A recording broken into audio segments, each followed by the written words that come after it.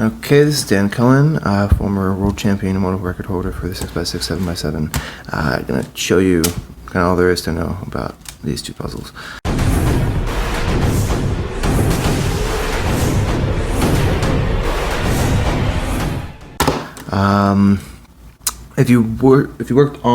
If you didn't watch the 5x5 video from me, but I highly suggest it. I'm not going to go over a lot of the stuff that's repeated. I'm just going to mention it maybe.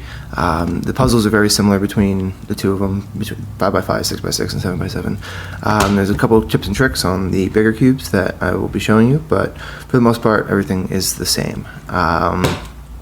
When you come down to methods, you have your reduction, your direct solving, and your cage methods, just like on 5x5.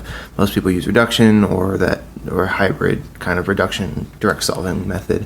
When it comes down to solving it, you have pretty much exactly the same as 5x5. You solve your centers, edges. When it comes down to reduction, you solve centers, edges. 3x3, everything is basically equivalent, except for a few different things. One, when you try to build the centers, let me mix this up. There's a couple different methods to solve the centers. There's block building style, and there's kind of more direct solving style. So what you end up doing, I'm going to show things on the 7x7 in case you were wondering. The 6x6 is very similar between the two.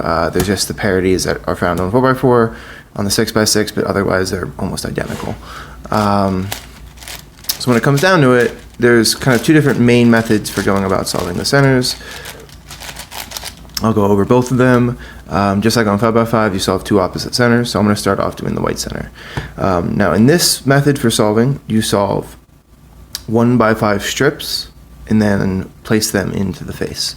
So you start off by building the first middle block or strip. So you can see I have the 1x5 strip there.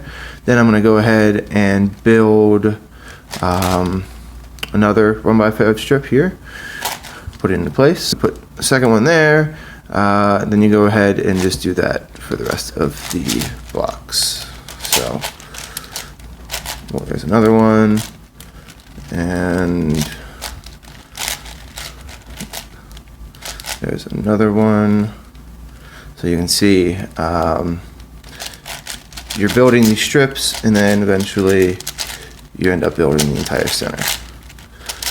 Now the next kind of way to do it is kind of more of a reduction style, where you reduce the pieces on a 7x7 into more like a 5x5. So you're going to solve the inner 9 pieces, or 9. Yeah, I guess that's not really a piece, it's center. But anyway, you're going to solve these inner centers just like you would on a 5x5 using block turns. So if you see, I'm going to go ahead and just do it.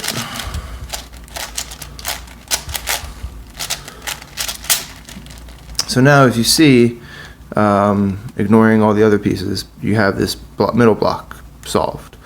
So then what the next step would be is to go ahead and fill in the other edges, kind of like you would on a 5x5, but you have to build these outer edges first. So this one's already done, as you can see, so I'm going to leave that there. Now, I'm going to, actually, I can't really ignore, actually, yes I can, so I will. So then the next step is to build another one in the E layer. Then what you would do is you would go ahead and so what I would do is I would build kind of this block here, pair it up with this block, and then keep doing that with these 1x4 strips, kind of block building around. So built another 1x4 strip here, put it into place, got a block. Now, if you noticed, I was going ahead and moving pieces out of the way with my insertions. That's a more advanced method that you don't necessarily need to do, but it saves some moves. So after building the 1x4 strips, then you have to build that last 1x5 strip, and everything gets done. So moving on, that method kind of works better, I find, for the first two. Once you get into the E-slice, where moves are more restricted, it gets a little bit tougher. For the first couple centers, it's not too bad. So like I'll do it for this orange center. Let's see. Okay, so I'm gonna finish doing this orange center.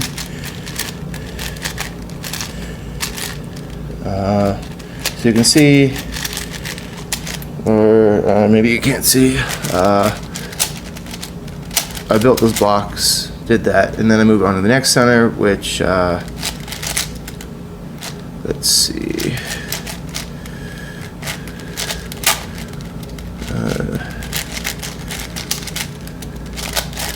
so this way I'm doing 1x5 blocks. I don't know what that really is, other than just kind of the best way to kind of learn all of these little tricks is just by solving.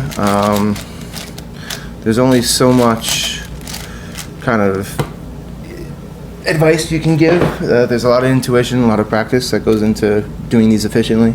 But then the last two centers are something that are particular to 6x6 and 7x7. They are not found on any of the smaller cubes, so I'm going to be going over them now. So my general method for solving the last two centers, I've been doing this for forever, since the puzzles came out, is to solve kind of half the center first, starting with 1x5 blocks, or strips. So the first step is to get the middle strip, so I'm going to go ahead and do that on the red face. So I have my red middle strip.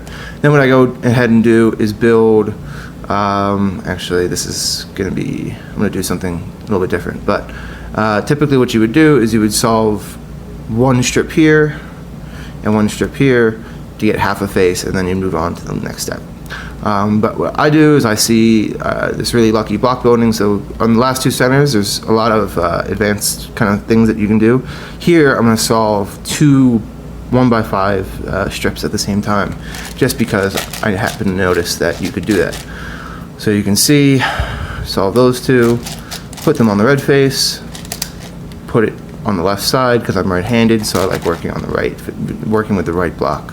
Now what you do is, the goal is to solve everything but one piece. Sometimes you can solve them all, but for the majority of the time, unless you get lucky, you're going to have one piece left over, which is this oblique edge or center on the outer strip. Well, I guess you could have one on the inner strip too, but the way it makes the most sense to solve is that you can solve this strip as long as you have this strip as a working area, so you're not having to preserve anything in here. So the way you would go about doing that is, so you can see, went ahead, solved this piece, or solved this strip. Now what this leaves you with is 5 more pieces. I always pair up an oblique to this middle edge by, if they're opposite each other, doing M prime U2 M. That will move the edge, that will make these two opposite pieces pair it up together. And then what you do is you just solve the outer two corners like you would on a 5x5, leaving you with one oblique left. Now this is solved with a commutator, which is kind of a very simple back and forth move. But the way I like to think about doing it is I line these up so that I can move them and they go into the same space. Then what I do is I move the blue piece up to the blue face where it needs to go, move it out of the way so that I can use a different slice, put a red piece in this position, and then I undo that. So start off, line them up, move the blue piece into the blue face, move it out of the way so that I can use a different slice. I can either do this, or if I moved it out of the way this way, I could use this slice, not that slice, this slice, to put a red piece back in its spot, and then I undo what I just did. So then I pull down that slice, move the U layer, put on that slice. That's the last neat move you need to do to solve these obliques. You can sometimes get lucky and have them both be paired up so that you can attach them to the middle edge, but most of the time that's not possible, and in order to preserve everything else, that's kind of the only way to go ahead and solve that. Holds true for the 6x6 as well. These two are obliques. So you end up solving half the face, solving this strip, and then you solve this last strip -1, do the commutator, that solves your edges, or your centers. Moving on, you have the edges. These are done very similarly to 5x5. There's a couple different more ancient methods that people haven't found to be as useful, where you take the inner 3, treat them as 5x5 edge, so you only use block turns to solve, and do that for all the inner edges, and then you move on to all the outer edges once you have this pair. So that's kind of like a reduction style, where you're reducing the 7x7 edges to more like 5x5. You can do the same on 6x6. They act like 4x4, but I wouldn't recommend doing that. I find, and most people I think find, that doing free slice pairing, like Chris went over in his 5x5 video, where you're just using a slice to work and solve the entire edge, is kind of the most efficient way to do it, and seems to be one of the more faster ways. So you can see my centers are all messed up, but this blue edge is solved. I'm going to move it out of the way with replacing it with a piece that I can use, and then go on and continue solving the next center, or next edge. So as you can see, it saves some moves for sure. It feels more efficient than the beginner's method. And so solving the edges this way kind of is the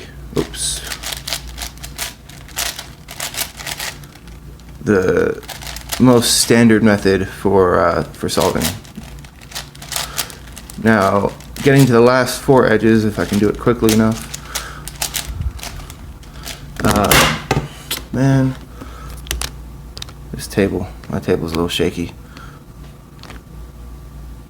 So I'm trying to get to the last 4 edges without ruining my phone, but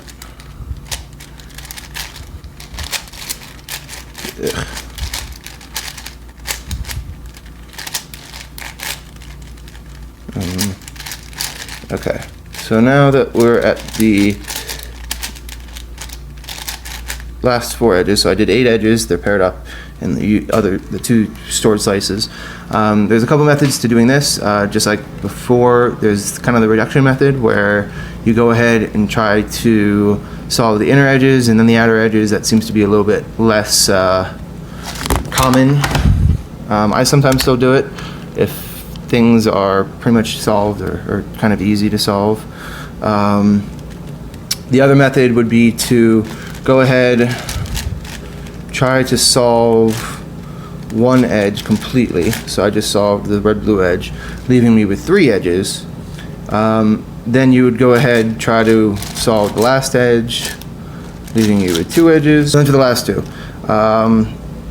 You see, this is where the reduction kind of method works the best, where you solve the inner pair, or the inner edges, and then you solve the outer edges, because on 5x5 you use algorithms to do this, and those algorithms still apply if you use block turns, where you're only doing this entire block and treating that as one slice, like on a 5x5. So you solve the inner edges first, so that was easy enough. Now you're left with the last 2 edges on the outer ones. This case is just straight OLO parity. So just like on a 5x5, I did the algorithm, solves the edges.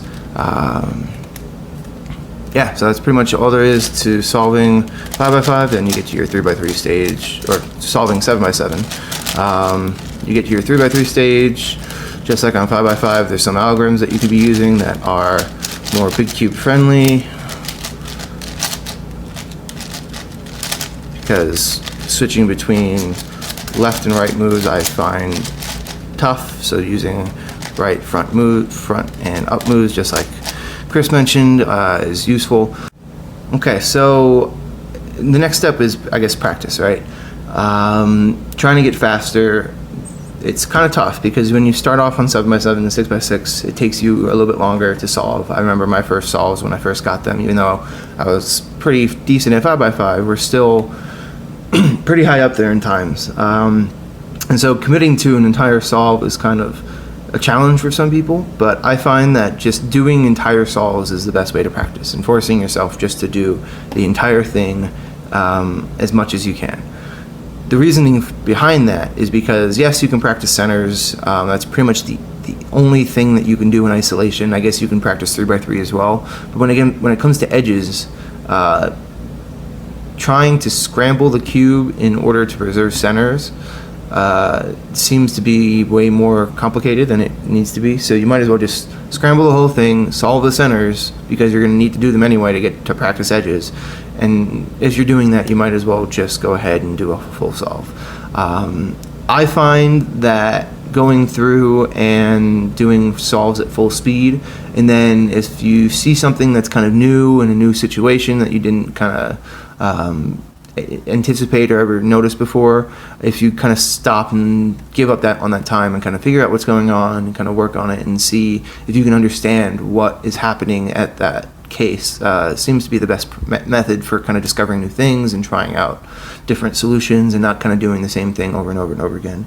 You kind of have to push yourself to kind of understand and try to look for new patterns and new things, because especially on the bigger cubes, there's a lot of subtleties that if you spend a lot of time, you can kind of start picking up, where you'll start noticing bigger blocks, how to approach solving the edges. Sometimes you won't do an entire edge, you'll do part of an edge, save it for later, because you know that eventually that piece is going to end up, the piece that you're looking for, you're going to find. So instead of spending forever looking for it, you just kind of take a mental note. Okay, I have most of these paired up. If I ever see this edge, I'm going to go looking for that big block.